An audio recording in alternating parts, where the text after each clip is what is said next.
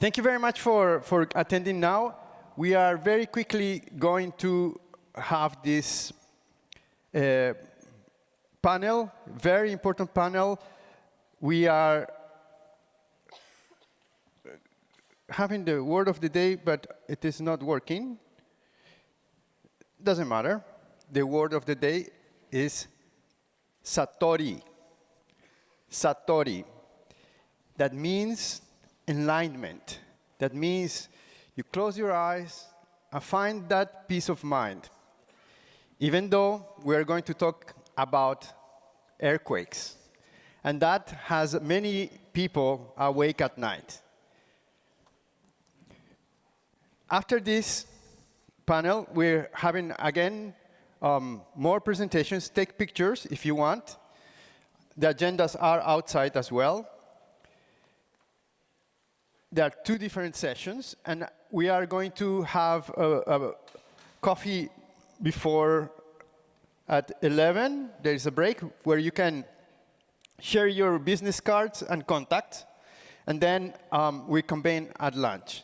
But I would like to introduce the moderator of this panel, who has gone through a lot in the last years on this issue of earthquakes and not been sleeping at night because of it. Let me introduce Humberto Lopez, the country director for Turkey, and I will ask the panelists to come here so we gain a little bit of time, and Humberto will do the introductions. Thank you, Humberto. Anywhere.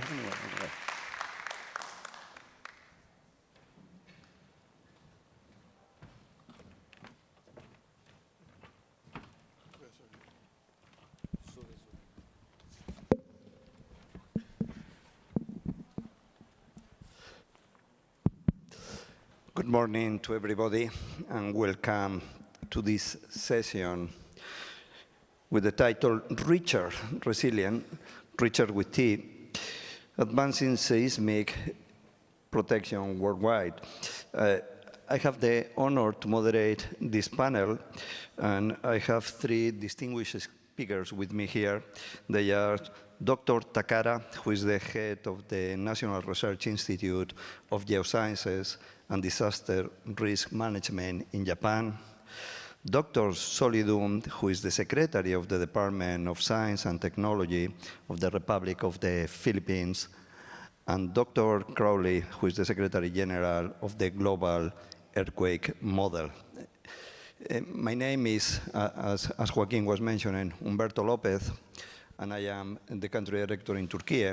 And perhaps some of you are wondering why a person that is not an expert in disaster risk management, unlike the 3 distinguished speakers we have here, is moderating a panel.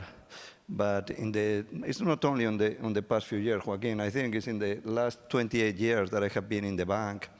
I have had a share of exposure to natural disasters, some of them earthquakes. And the last one was the one that affected Turkey on February 6, 2023. And perhaps some of you are familiar with the impact of that earthquake, which left more than 50,000 people dead, and recovery and reconstruction needs of around $100 billion. Just to make it, to put it in context, this is about 10% of the country's GDP. And I think that most of us, when we go through an experience like that, we start thinking what we could have done in the past that had minimized or mitigate, in some sense, the effect of a natural disaster, the effect of an earthquake.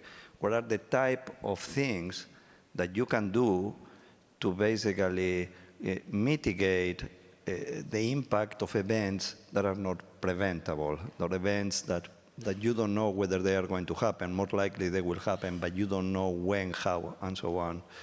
And looking ahead, we start wondering about how to build resilience. What is that we need to do in the future to once again, to the extent that these events may occur again, what are we going to do to minimize the damage? This session is about that. It's about reflecting about the lessons that we have learned in the past from our involvements in earthquakes or different or similar natural disasters. It's about reflecting about innovation and what we are learning, what are the things that we can do differently now with the knowledge that we are acquiring in the different years, whether this is related to the response or to engineering to new materials that are appearing in the market. It's also about thinking about barriers. Is what is preventing us from implementing this type of lessons that we have learned in the past. And it's also about thinking about the next steps once you take into account that you have lessons that are going or aiming at reducing risk, that you have barriers that in some cases are going to be preventing you from going ahead with that, and that there will be also the possibility of having to decide about the next steps, bringing all together. And I'm emphasizing these three parts because I think that when we start looking about building resilience, there are three different dimensions. One of them is the technical dimension, which is probably the most natural for a geologist, for an engineer, in many cases for an expert in disaster risk management. And this is related to the technical specifications that perhaps you need to implement when you are going to be having new construction, when you are going to be in a new building. These are related to what is that we need to do to retrofit existing buildings if for whatever reason we think that they are not up to a level of resilience that we are expecting or we think that we need to have there. And this is in many cases related to deciding in which areas of a city, of a community, of a country you can build or you cannot build, and if it's decided that you want to go to a particular area at risk, deciding what are the type of intervention that you need to implement there so that you are going to be building in a safe way. So this is one part, and I'm pretty sure once again that from a technical dimension this is extremely complex, and still I was talking to the panelists before we were coming to this event. I was saying, for me, working in operations, for me this is a given in many cases, because there are two areas that for me are even more complex. One of them, and I will refer to that, is as the institutional dimension, and it's related to how you coordinate different teams in an administration and how you coordinate not only the teams in the administration, different branches of government.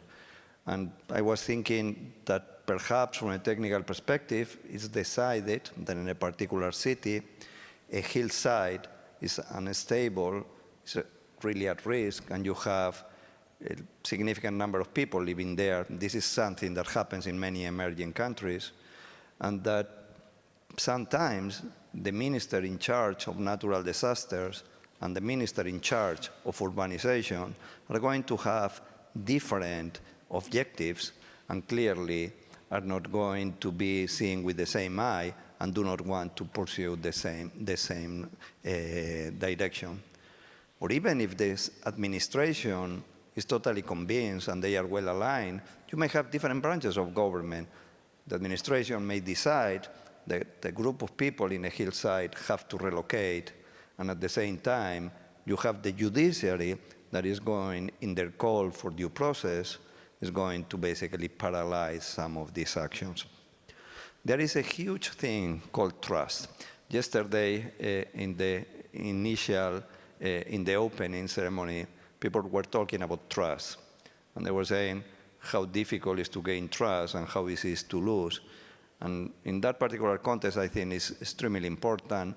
And when you are talking about trust, you have two different directions there. You have trust between the scientific community and the politicians, and then between the politicians and the population. Let me return to the hillside example that I was mentioning before.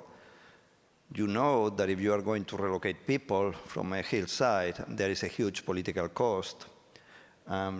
If you trust the urban planner, the scientist that is telling you that you have to move these people, you are going to have second thoughts because of the political cost. But I can tell you, you don't trust the scientists, the temptation is going to be to ignore that. So building trust between the scientific community, between academics and politicians, I think is critical.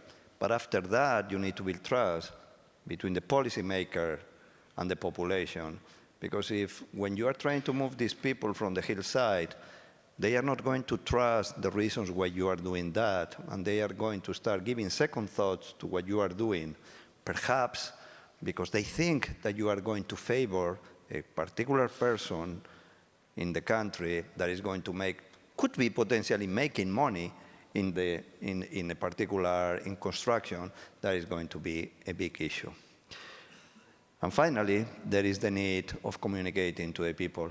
Many times we fail to explain carefully to people that are not going to have the ability to understand complex messages in a way that they can understand and why they should be moving from a particular area. No?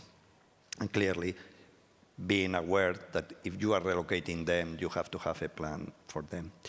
And finally, there is the third dimension, which is the financial dimension.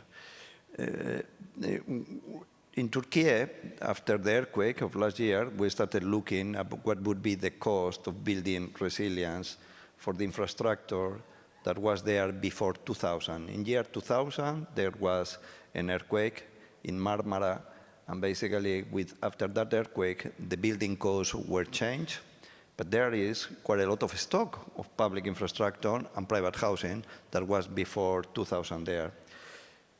We did the numbers, and the estimate of the cost of retrofitting these houses and this public infrastructure is $1 trillion with T dollars. This is 100% of the country's GDP. So how do you do this? How you are going to ask people that in many cases they are credit constrained, meaning they cannot borrow to make the changes, they cannot save to have resources to make in the retrofits, to do it. These are the type of questions that go well beyond the technical part and well the institutional part, because we are talking in some cases from a staggering amount of money. So it's not just the what to be resilient, the how you go there and the how much is going to cost us. And if we don't pay attention to the how much and the how, the what is going to be the first leg of this table that is going to be limping a little bit. Let me stop it here and go now with our panelists, who are those that know about building resilience. And I would go with a couple of questions to each of them. Let's try to keep it to around 10 minutes each, and then we move from there. So let me start with Professor Takara. And clearly, Japan is a country that is well known because of the high risk it has for seismic events. And at the same time, it's a country that is a world leader in risk management. So let me come with two questions. The first is related to lessons, where I was mentioning the first part of the concerns.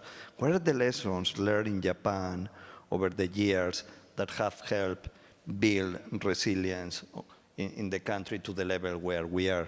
And the second is related to the bottlenecks. What are the bottlenecks? What are the barriers that Japan has to overcome to basically be where it is today? Professor Takara, floor is yours. Okay, thank you, Mr. Lopez. I appreciate this opportunity. My name is Takara. I'm president of the National Research Institute for Earth Science and Disaster Resilience, NIED for short, Japan. I'd like to first express my condolences and sympathy to the victims and people affected by the Noto Peninsula earthquake that took place on New Year's Day, January 1st this year.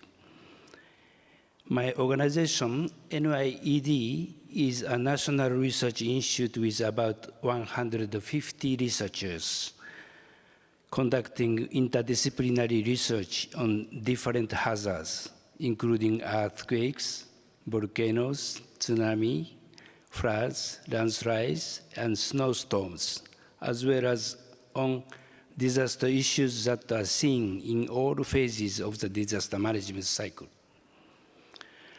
Japan has experienced many major earthquake events which can be traced back to 100 years ago, a Great Kanto earthquake in 1923, Hanshin Awaji in 1995, Great East Japan earthquake in 2011, Kumamoto earthquake in 2016, and this year, the Noto Peninsula earthquake, just name a few.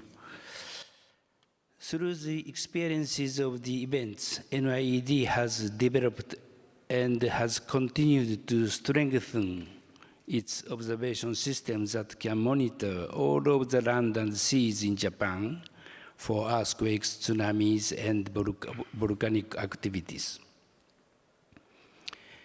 NIED's Network Center monitors these activities utilizing the MORAS system. MORAS stands for Monitoring of Waves on Land Seafloor system that acquires real-time data, including those acquired from our 2,100 seismographic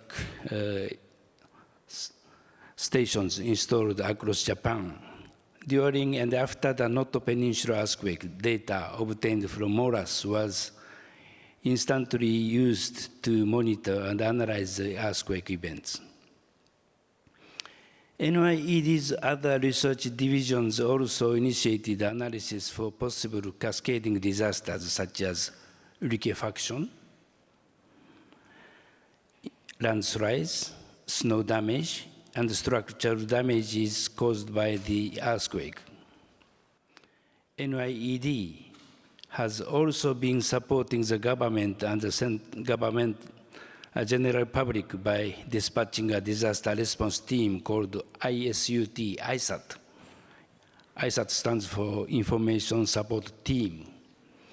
We have also been consolidating and disseminating disaster-related information through our information products, including Bosai Crossview and ISAT site. We had just shared our activities related to the Noto Peninsula earthquake at the online knowledge sharing session yesterday at the UR24 venue. You can still see the recorded session at our exhibition booth located at the Japan Pavilion throughout this week. As Japan anticipates and prepares for the Nankai Trough catastrophic earthquake and Tokyo inland earthquake that are expected to take place with high probability within the next 30 years, our effort at NIED to serve our society for disaster resilience continues by learning from the past and predicting the future throughout our science. With this said, I look forward to discussing more with my esteemed fellow panelists and with the participating audience today. Thank you very much. Should I answer your questions later? Please, go ahead. Now? Okay. I think, just a minute.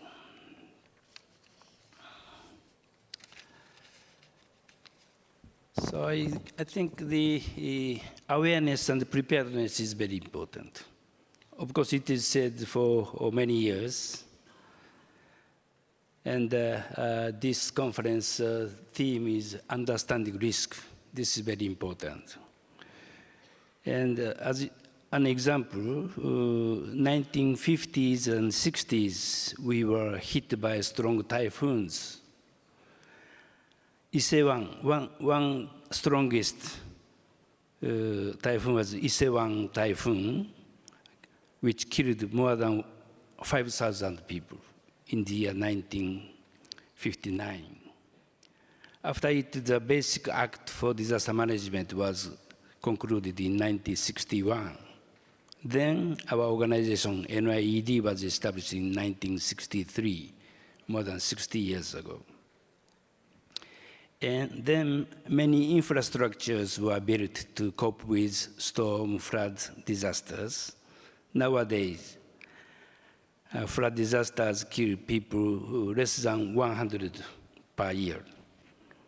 In this sense, preparedness for floods has become better. So infrastructures are okay. And people know the risk of floods.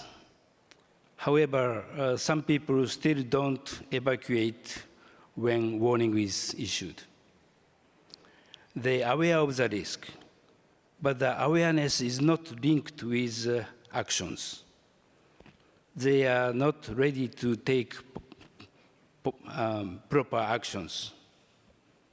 Some people said in 2018, when the wide area flood disasters happened in western part of Japan, a lady said, "Oh, I didn't imagine actual flood come to my house."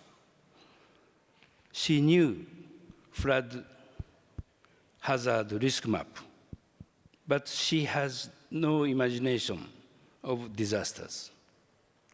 She aware of the risk, but she didn't take proper actions.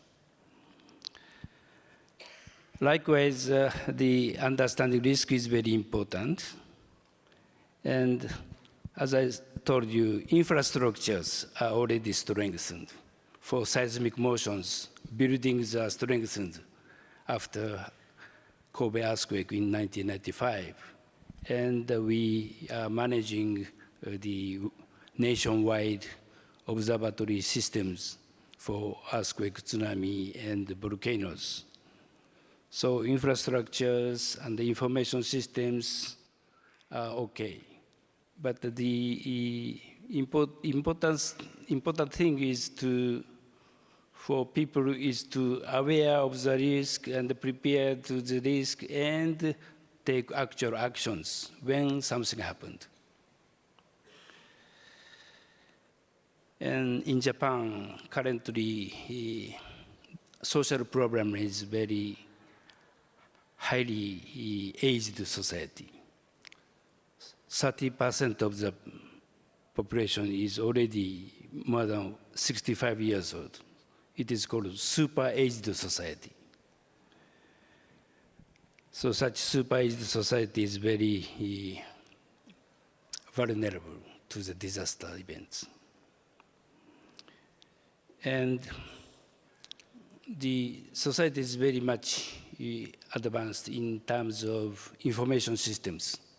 So advanced information system is very important for disaster management. However, aged people or handicapped people cannot make use of such highly advanced information systems properly. So this is also a social problem. So this is kind of a lesson learned in Japan. Thank you very much. Thank you very much, Dr. Takara. It's quite interesting that you were mentioning that even in a country like Japan, that we consider an example of how to do things, there is still the issue of how to convince the population to take action, even in the midst of a natural disaster. No? So I can imagine, as I was mentioning, in many countries where trust is not at the level or the same of their magnitude that you have in Japan, how these things are. Thank you very much. Let me move now to Dr. Solidum. And I also have two questions for you, and feel free to start with a few reflections, general reflections if you want. But let me start with, the first question would be, the governor of the Philippines is working with the World Bank now in a project to increase seismic resilience in Manila and to improve preparedness. What are the lessons that you are taking for that project, and what are the parts that you think are positive, what are the parts that probably are not that positive? And also a second question is, the Philippines is also pioneering the use of tools for risk assessment. Can you share with us some of the good practice that we can export to other countries? Dr. Thank you. Solidon. The project that is being mentioned by the moderator is the Philippine Seismic Risk Reduction and Resilience Project.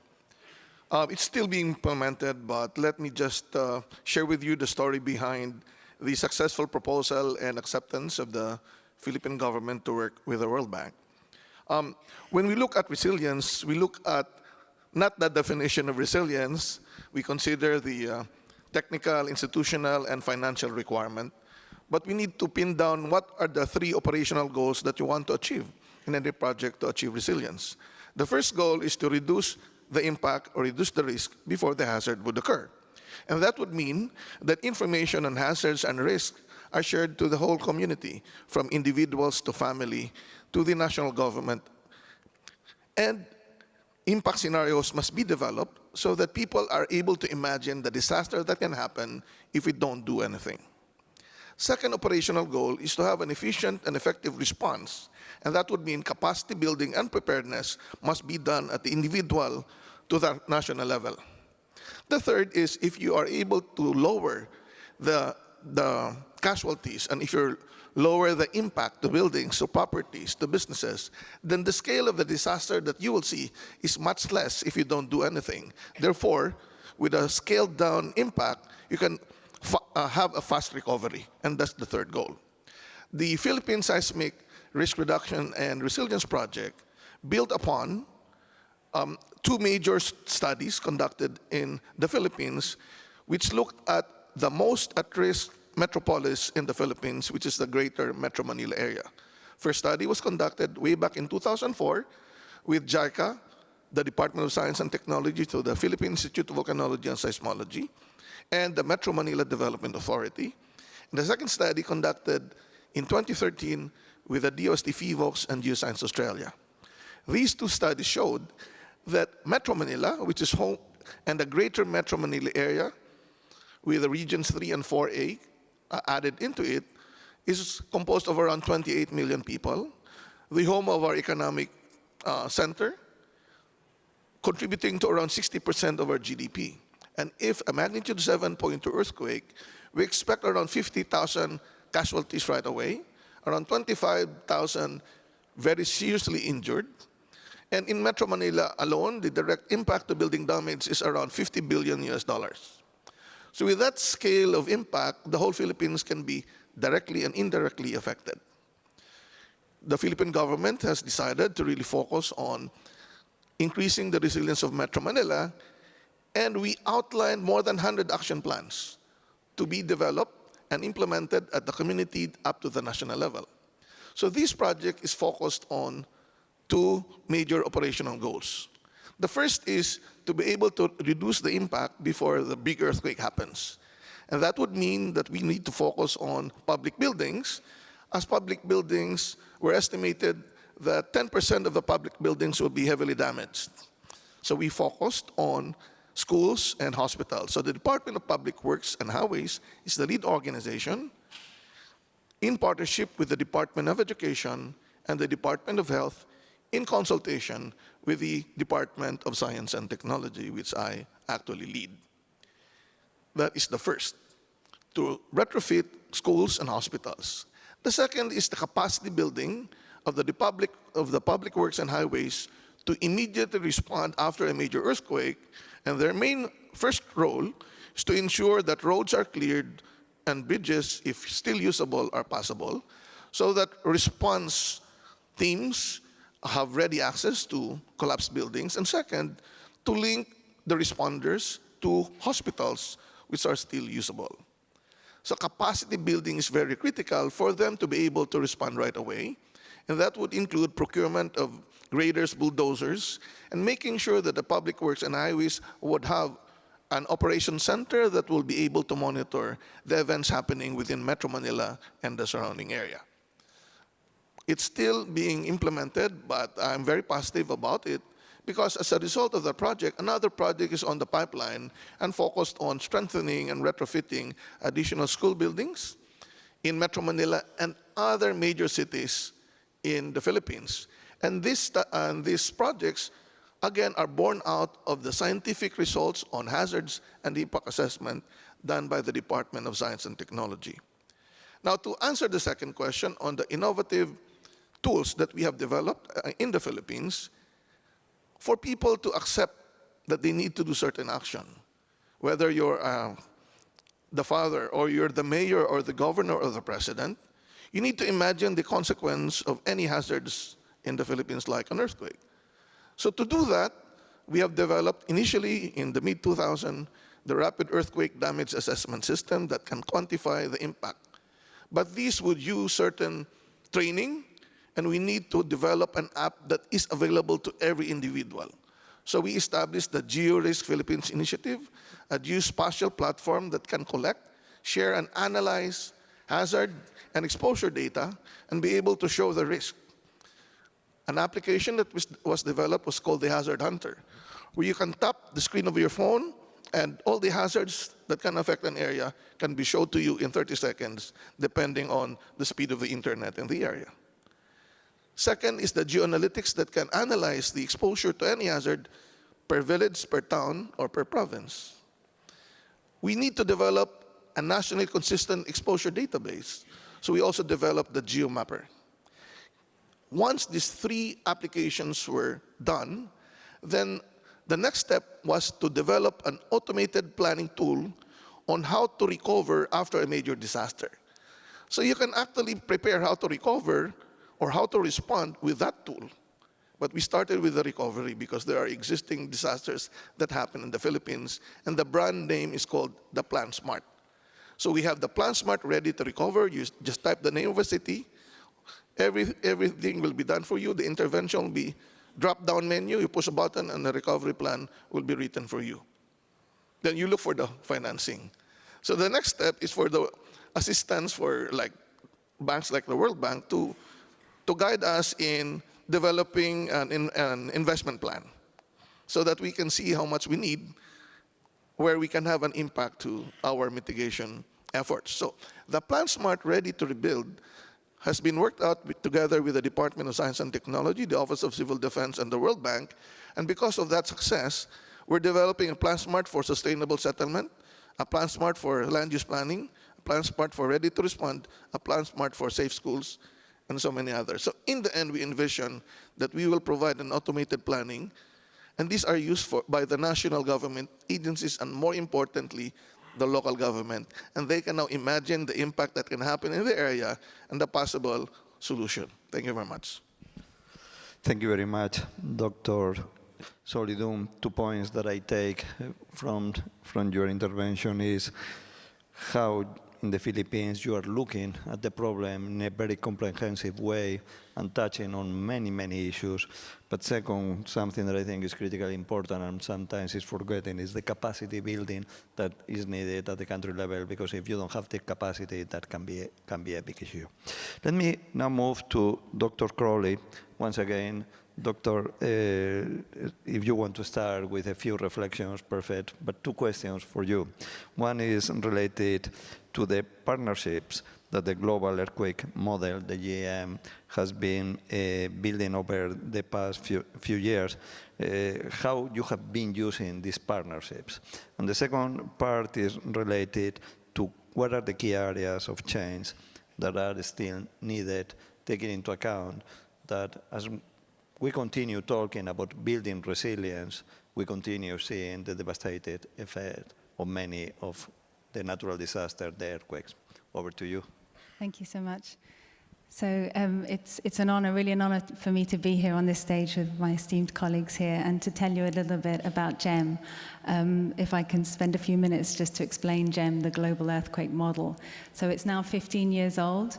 It is a non-profit foundation that's based in Italy, and it really grew out of the OECD's Global Science Forum. So a number of countries in the Global Science Forum came together and discussed the need for a global initiative that's looking at earthquake modeling and bringing together many countries. We've been going, as I said, for 15 years, and our mission is to develop transparent tools, methods, and data for earthquake, seismic hazard, and risk assessment. So we have an open source software called OpenQuake, and we are focusing a lot indeed on capacity building when it comes to the OpenQuake engine and training people all around the world to make use of this software for running hazard assessment and running risk assessment. We also focus a lot on open data, on making data and models openly available, and that transparent knowledge of how we calculate seismic risk around the world. For us, we've been a good partner with the World Bank from the beginning. I remember in 2010 that being at the Understanding Risk, it was the very first Understanding Risk Global Forum, which was in Washington, and GEM had quite a key role there. We had our annual meeting, and it actually led us to meet some software engineers and some really innovative people who helped us to really kickstart that open source engine, that OpenQuake engine that I mentioned. Another thing when it comes to partnerships is that GEM is a public-private partnership. So we combine both the public and the private sectors. We have public partners, which could be from civil protection departments or geological surveys, universities, research centers on one side of our governing board. And then we have the private sector, which is from insurance, reinsurance industry typically, but also engineering sector. And I think that public-private partnership is very important, bringing together those two sectors to understand the needs, sharing knowledge, and really making sure that we're covering the full range of needs from risk mitigation, considering building codes, but also emergency response, but all the way to using disaster risk financing and insurance. So this public-private partnership is really quite a unique feature, I think, of GEM. And from the beginning, partnerships have been very, very important. And we've worked with many scientists and academics around the world to develop our global hazard and risk models. So we have now a global seismic hazard model, which is really a mosaic of a number of hazard models from around the world. And it's through those partnerships and through those collaborations that we've been able to establish this global model of hazard. And I'm particularly pleased to be on the stage here with colleagues from Philippines and Japan, because they're two countries where we have had quite a long history of collaboration. With FIVOLX, GEM was involved in developing together with FIVOLX, the National Seismic Hazard Model for the Philippines. That's been used in the Seismic Design Code, and I was hearing earlier about many other uses of that hazard model. Also in Japan with NIED, we have a strong and long collaboration of working together especially on national seismic hazard modeling. And I think being here at Understanding Risk, we're looking forward to sort of developing the partnerships going forward. So we do have a booth, and we invite you to come and speak to us and to discuss how we might partner together for the next 15 years or more. So. I think the second question you asked me was about, we're seeing very devastating earthquakes in the past few years, and what needs to change for us to potentially reduce those losses in the future. I think everyone knows the expression that earthquakes don't kill people, but buildings do. Maybe I could specify that to say earthquakes don't kill people, but poorly designed and constructed buildings do. And we've seen that in Turkey, that last year in the earthquakes, that the buildings that have been designed to the code, that have been properly constructed following the regulations, they're not having those pancake collapses, they're not causing catastrophic death and destruction. And as engineers, we know how to design buildings to avoid those very brittle, catastrophic mechanisms of failure. And so I think it's quite obvious to say what needs to change is that we need to be enforcing design codes, both for our new buildings, but also for our existing building stock and retrofitting buildings. What we've done at GEM is that we have also looked at low-cost solutions to retrofitting buildings. Solutions that are not changing the cultural practices, let's say, or the traditions within countries, and looking at benefit-cost studies to see how that has an impact on the reduction of the impacts of earthquakes by implementing, as I say, these very simple, low-cost solutions to retrofitting. It's important to look at not just the economic impact in that case, but also to look at the reduction in injuries, in fatalities. We're even looking at the reduction in environmental impact. Maybe I'll come back to that in a moment. But as I say, we focus a lot on demonstrating through our models the impacts that what we are changing in the built environment can have in the future. Thinking more towards new buildings and the future of new buildings, we have here with us an initiative called Tomorrow's Cities, and I invite you to meet the colleagues of Tomorrow's Cities. This is another partnership that GEM has with Tomorrow's Cities, and they've really highlighted to us the future of our cities and thinking about how in the next 20, 30, 40 years, we're going to see a massive increase in urbanization, that we're going to see migration of populations from rural areas to cities. We're going to see more people as population increases. And so we're going to be building a lot of buildings in the next 20 to 30 years. And so it really is an opportunity. We have an opportunity to change the future, to really affect the way that earthquakes will impact us in the future by focusing on introducing those building codes.